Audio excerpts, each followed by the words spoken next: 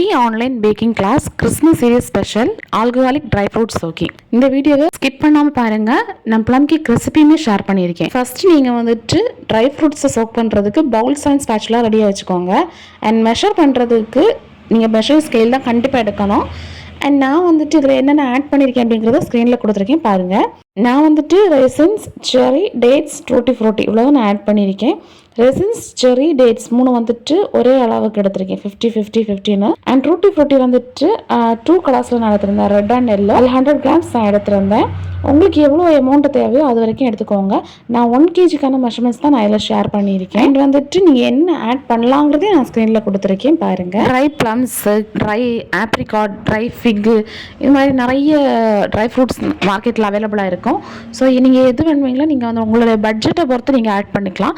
நான் வந்துட்டு சேல் பர்பஸுக்கு அதனால அந்த 4 ட்ரை ஃப்ரூட்ஸ் தான் நான் ஆட் பண்ணியிருக்கேன். அண்ட் நெக்ஸ்ட் வந்துட்டு நீங்கள் எந்த ரம் எடுக்க போகிறீங்க அப்படிங்கிறது உங்களுடைய பட்ஜெட்டை பொறுத்து நீங்கள் டிசைட் பண்ணலாம். ஏன்னா நம்ம ஏரியாவில் லோக்கலாக வந்துட்டு ரேட்டு கம்மியாக தான் இருக்கும், அதாவது நம்ம கேக்கு அப்படிங்கிற விஷயத்தில் சொல்லியேன். அண்டு அல்லாத நீங்கள் ரொம்ப பட்ஜெட் ஜாஸ்தியாக வச்சுருக்கீங்க அப்படின்னா நீங்கள் வந்துட்டு ஹை குவாலிட்டின்னு இருக்கு, ரேட்டு ஜாஸ்தியாக இருக்க மாதிரி ரம்மையும் யூஸ் பண்ணலாம். ஸோ உங்களுக்கு எந்த ரம் அவைலபிளாக இருக்கோ அதை நீங்கள் யூஸ் பண்ணிக்கோங்க. நெக்ஸ்ட்டு நீங்கள் வந்து ஸ்டோரேஜ் எந்த ஜாரில் பண்ண போகிறீங்க அப்படிங்கிறது சில்வரில் பண்ணிடாதீங்க, கிளாஸ் ஜாரில் பண்ணிங்கன்னா பெஸ்ட்டாக இருக்கும். எவ்வளோ டைம் அப்படிங்கிறத நான் லாஸ்ட்டில் சொல்லி நான் எந்த மாதிரி ப்ரிப்பேர் பண்ணியிருக்கேன் அப்படிங்கிறத ப்ளம் கேக் ரெசிபியோடு சேர்த்து நான் கொடுத்துருக்கேன். ஃபர்ஸ்ட் ஆஃப் ஆல் நீங்கள் நல்லா ட்ரை ஃப்ரூட்ஸையுமே நல்லா நீட்டாக கட் பண்ணி வச்சுக்கோங்க. நான் வந்துட்டு டூட்டி ஃப்ரூட்டி ஜாஸ்தி எடுத்திருக்கேன், 100 grams. And resins, dates, cherry இது 3மே வந்து 50-50-50ன்னு வச்சு நான் எடுத்திருக்கேன். அண்ட் நீங்கள் வந்துட்டு கண்டிப்பாக சாப் பண்ணி தான் போடணும். நான் செர்ரியை வந்துட்டு 8 பீசஸாக சிலதை வந்துட்டு கட் பண்ணேன், சிலதை வந்துட்டு 4 பீசஸாக கட் பண்ணியிருந்தேன். டேட்ஸ் வந்துட்டு எந்த அளவு குட்டியாக கட் பண்ணுமோ அந்த அளவு குட்டியாக கட் பண்ணியிருந்தேன். ரெசின்ஸ் வந்துட்டு பெருசாக இருந்ததாக வந்து 2 பீசஸ் ஆட்டம் 4 பீசஸ் ஆட்டம் கட் பண்ணி போட்டுவிட்டேன். நீங்கள் உங்களுடைய ட்ரை ஃப்ரூட்ஸோட சைஸை பார்த்து அதுக்கு மெஷர்மெண்ட்ஸ், அதாவது குட்டி குட்டியாக இருந்தால் கரெக்டாக இருக்கும். அதான் நான் கட் பண்ணியிருக்கிறது உங்களுக்கு தெரியுதான்னு தெரியல. டூட்டி ஃப்ரூட்டியோட சைஸுக்கு ஏற்றபடி நீங்கள் கட் பண்ணி போட்டிங்கன்னா பெஸ்ட்டாக இருக்கும். அண்ட் டூட்டி ஃப்ரூட்டி வந்து எனக்கு வந்துட்டு இந்த 2 கலர் தான் நான் வந்து ஃபஸ்ட்டு எடுத்தேன். ஸோ அதனால் க்ரீன் கலர் டூட்டி ஃப்ரூட்டியுமே உண்டு, அதை நீங்கள் ஆட் பண்ணிக்கலாம். நான் இது 2மே தான் ஆட் பண்ணியிருக்கேன். உங்களுக்கு உங்கள் இடத்துல உங்களுடைய சேலுடைய ரேட்டை பொறுத்து, உங்களுடைய ப்ளம் கேக்கு பட்ஜெட்டை பொறுத்து நீங்கள் ட்ரை ஃப்ரூட்ஸ் வந்துட்டு சேஞ்ச் பண்ணிக்கலாம். அண்ட் ரம் பொறுத்த வரையில் உங்களுடைய பட்ஜெட்டை பொறுத்து தான் இருக்குது. இதுவுமே என்னுடைய பட்ஜெட்டுக்கு இது ஓகேவாக இருந்துச்சு. அந்த ஒரு பாட்டில் வந்துட்டு 750 or 850க்கு எனக்கு கிடச்சிது. ஸோ அதுதான் நான் வந்து யூஸ் பண்ணியிருக்கேன். நீங்கள் வந்துட்டு எந்த ப்ரைஸில் உங்களுக்கு ப்ளம் கேக் கொடுக்குறீங்களோ அதுக்கு தகுந்த அளவுக்கு நீங்கள் வந்துட்டு ட்ரை ஃப்ரூட்ஸ் அந்த ரம் வந்துட்டு சூஸ் பண்ணிக்கோங்க. ஏன்னா ரம்முடைய காஸ்ட் வந்துட்டு ஜாஸ்தியானதும் இருக்குது, ரொம்ப ரொம்ப ஜாஸ்தியான ரேட்டும் இருக்குது, நம்ம இடத்துல கம்மியானதுமே இருக்குது. நீங்கள் வந்துட்டு நான் ஆல்கஹாலிக் மெத்தடு தான் இஷ்டப்பட்டுருக்கு, அதுதான் எங்களுக்கு தேவை, ஆல்கஹாலிக் மெத்தட் எங்களுக்கு தேவையில்லை அப்படின்னு நீங்கள் நினைக்கிறீங்க அப்படின்னா எக்லெஸ் ப்ளம் கேக் வித் நான் ஆல்கஹாலிக் மெத்தடு தான் நான் ஷேர் பண்ணுவேன். ஸோ அந்த வீடியோவை பார்த்து நீங்கள் எப்படி நான் ஆல்கஹாலிக் மெத்தடில் நம்ம சோக்கிங் போடுறது அப்படிங்கிறத தெரிஞ்சுக்கலாம். இப்போ வந்துட்டு நான் ஃபஸ்ட்டு ப்ளம் கேக் எப்படி பண்ணுறேன் அப்படிங்கிறத ஷோ பண்ணியிருக்கேன். அதுக்கப்புறமாட்டு நான் அது எப்படி சோக்கிங் போடுறேன் அப்படிங்கிறத கூடவே அட்டாச் பண்ணி போட்டிருக்கேன் பாருங்கள். ஃபஸ்ட்டு வந்து நம்ம ட்ரக்கிள் ரெடி பண்ணணும். ட்ரக்கிள் அப்படின்னா வேறு எதுவுமே கிடையாது, சுகரை வந்து கேரமல் பண்ணி நம்ம எடுக்கிறதான். ஸோ கேரமல் சிரப்புன்னு கூட சொல்லுவாங்க. நான் வந்து இதில் 6 டேபிள் ஸ்பூன் ஆஃப் சுகர் எடுத்திருக்கேன். அதை நல்லா கேரமல் பண்ணி எடுத்து 2 ஹவர்ஸ்க்கு முன்னாலே, அதாவது ப்ளம் கேக் ரெடி பண்ணுறதுக்கும் 2 ஹவர்ஸுக்கு முன்னாலே ரெடி பண்ணி வச்சுருக்கணும் அது. அண்ட் மைதா வந்துட்டு 1.25 கப் நான் ஆட் பண்ணியிருக்கேன். 1/4 teaspoon baking soda, 1 teaspoon baking powder and 1 டீஸ்பூனுக்கு கொஞ்சம் கம்மியான ஸ்பைசஸ் பவுடரும் ஆட் பண்ணியிருந்தேன்.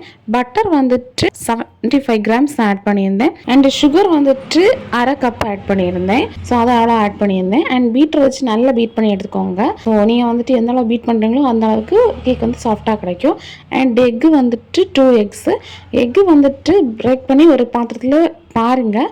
ஏன் அப்படின்னா ஒரு வேளை கெட்டு போயிருந்தோன்னா மொத்த கேக்குமே ஸ்பாயில் ஆயிரும். அதனால் தனியாக ஒரு பாத்திரத்தில் பிரேக் பண்ணி வச்சுட்டு தான் நீங்கள் பேட்டரில் ஆட் பண்ணணும். அண்ட் வெனிலா எசன்ஸ் வந்துட்டு 1 டீஸ்பூன் ஆட் பண்ணியிருக்கேன். நான் கேப் மெஷர்மெண்ட்டில் தான் ஆட் பண்ணுறது. ஸோ நீங்கள் ஸ்பூன்லேயுமே ஆட் பண்ணலாம்.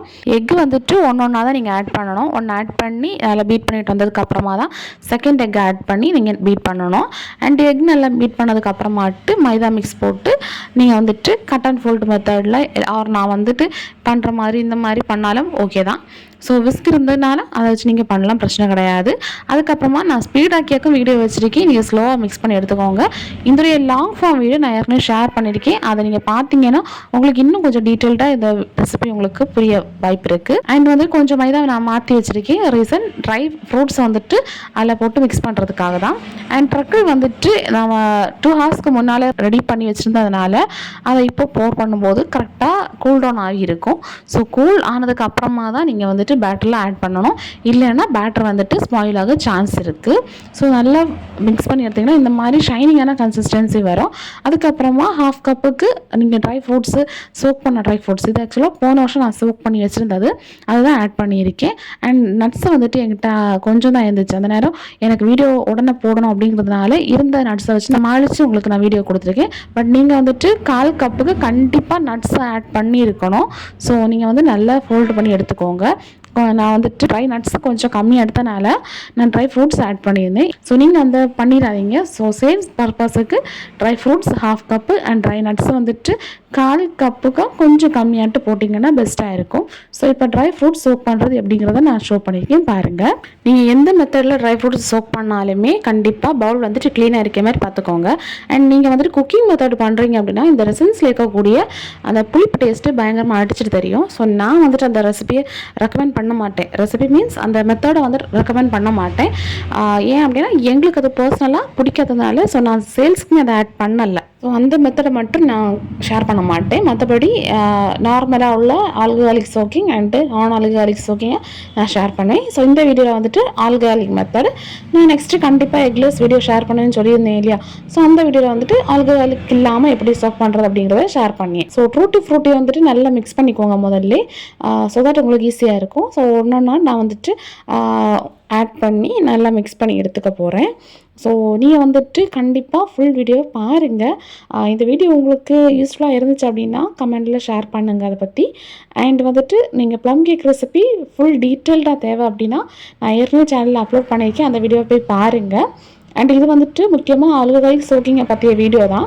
ஸோ ப்ளம் கேக் வீடியோவும் சேர்த்து பார்க்கறதுக்கு அவசியம் உள்ளவங்க இதை பார்க்கட்டுமே தான் நான் அந்த வீடியோவை ஷேர் பண்ணியிருக்கேன் சேர்த்து. நெக்ஸ்ட்டு வந்துட்டு நீங்கள் இதுக்கு கூடவே ஸ்பைசஸ் ஆட் பண்ணலாம். ட்ரை ஜிஞ்சர் கேண்டி, அந்த ஜிஞ்சர் கேண்டியை நீங்கள் ஆட் பண்ணலாம். அதுக்கப்புறமா ஸ்பைசஸ் நீங்கள் ஆட் பண்ணலாம். ஆனால் வந்துட்டு தேன் ஆட் பண்ணாதீங்க, ஓகேவா? தேன் வந்துட்டு இதுக்கு கூட சேர்த்து ஆட் பண்ணாமல் இருக்கிறது நல்லது. அதுக்கப்புறமா கேரமல் சிரப் ஆட் பண்ணுவாங்க சில பேர். கேரமல் சிரப் அதை நம்ம ப்ளம் கேக் செய்யும்போது ஆட் பண்ணலாம். ஸோ அதில் ஆட் பண்ணுறதுனால இதில் ஆட் பண்ண வேண்டிய அவசியம் கிடையாது. ஸோ ஸ்பைசஸ் நீங்கள் ஆட் பண்ணணும் அப்படின்னா ஜாதிக்காய், அதுக்கப்புறமா பட்டை, இது ரெண்டையும் வந்துட்டு பவுடர் பண்ணி நீங்கள் சேர்த்துக்கோங்க. நான் வந்துட்டு இது சேர்க்கலை, ஏன்னா நான் வந்துட்டு பேட்டருக்கு கூட ஆட் பண்ணுவேன் அதனால். ஸோ நல்லா வந்துட்டு இதை மிக்ஸ் பண்ணி எடுத்துக்கோங்க. அதுக்கப்புறமா நல்ல ஃப்ரூட்ஸ் எல்லாமே நல்லா சேர்த்து மிக்ஸ் பண்ணதுக்கப்புறமாட்டு நம்ம வந்துட்டு ரம் ஊற்ற போகிறோம். நான் முதலே சொன்ன மாதிரி இந்த ரம் வந்துட்டு மிலிட்ரியிலேருந்து ஒருத்தங்களுக்கு நாங்கள் கேட்டு வாங்கினது. ஸோ நீங்கள் வந்துட்டு உங்களுக்கு எந்த ரம் அவைலபிளாக இருக்கோ அதை யூஸ் பண்ணிக்கோங்க. நான் எந்த அளவுக்கு ரம் ஊற்றிருக்கேன் உங்களுக்கு தெரியுதா? 3/4 பங்குக்கு நான் ஊற்றியிருக்கேன் அது. ஸோ ஃபுல்லாட்டு கவர் ஆகணும் அப்படி கிடையாது. நீங்கள் வந்துட்டு கண்டிப்பாக ஷேக் பண்ணி தான் வைக்கணும் கண்டிப்பாக அது. அதனால் இவ்வளோ ஊற்றினாலே போதும் அது. அதுக்கப்புறமாட்டு முக்கியமான விஷயம் என்னென்னா நீங்கள் வந்துட்டு ட்ரை நட்ஸை வந்து இதுக்கு கூட ஆட் பண்ணவே செய்யாதீங்க. கேஷ்யூஸ், பாதாம், வால்நட் இது மாதிரிலாம் நீங்கள் ஆட் பண்ணாதீங்க. அதை வந்து நம்ம பேட்டர் ப்ரிப்பேர் பண்ணும்போது அதுக்கு கூட ஆட் பண்ணதுக்கு போதும். அதுக்கப்புறமாட்டு நீங்கள் வந்து ஆரஞ்சு சிஸ்ட்டு ஆட் பண்ணலாம். ஆரஞ்சு தோல் வந்துட்டு நீங்கள் ஆட் பண்ணலாம். இது வந்து நான் 1 இயருக்கு முன்னால் சோக் பண்ணதான். ஸோ இந்த பாட்டில் மாதிரி நீங்கள் கிளாஸ் பாட்டிலில் தான் நீங்கள் ஸ்டோர் பண்ணணும். நான் வந்து இப்போ சோக்கிங் போட்டது வந்து ஒரு பெரிய ஒரு பாட்டிலை நான் வச்சுருக்கேன். 1 kgக்கான மெஷர்மெண்ட்ஸ் உங்களுக்கு நான் ஷேர் பண்ணியிருந்தேன். பட் கூடவே நான் இன்னும் நிறைய போட்டிருந்தேன் சோக்கிங். ஸோ அதை வந்துட்டு நான் பெரிய பாட்டிலில் நான் ஸ்டோர் பண்ணி வச்சுருக்கேன். அதை நான் கண்டிப்பாக ஒரு கிளிப்பிங் மாதிரி உங்களுக்கு காட்டுறேன். அதுக்கப்புறமாட்டு ஸ்டோரேஜ் அப்படிங்கிறது நீங்கள் வந்து 1 மந்த்துக்கு நீங்கள் சோக்கிங் போட்டிருக்கணும். நான் இன்றைக்கி வந்துட்டு நவம்பர் 3 or 4க்கு நான் இதை அப்லோட் பண்ணிடுவேன். ஸோ நெக்ஸ்ட் மந்த் நீங்கள் டிசம்பர் 10க்குள்ளாலே நீங்கள் எடுத்தீங்கன்னா கரெக்டாக இருக்கும். அண்ட் 1 இயர் சோக் பண்ணால் பர்ஃபெக்டாக இருக்கும்.